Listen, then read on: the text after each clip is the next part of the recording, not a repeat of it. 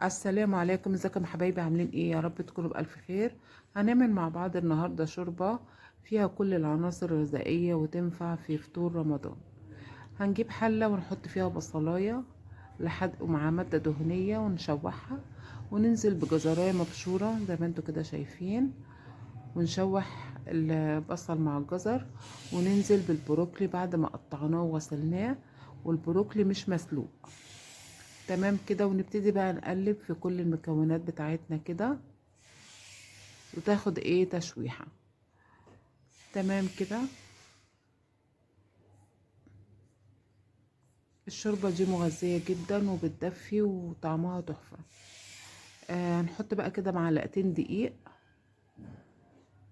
زي ما انتوا شايفين كده، وابتدي ايه اقلب.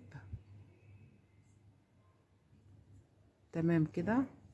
اللي عامل دايت ممكن يحط ايه دقيق نشا او دقيق رز، ما يحطش دقيق اللي هو المخبوزات. تمام،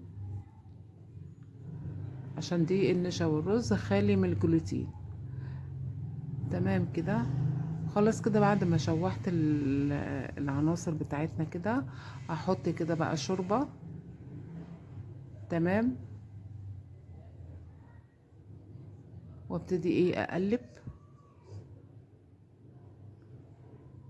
تمام كده، وابتدي بقى اغطيها تاخد ايه غلوتين.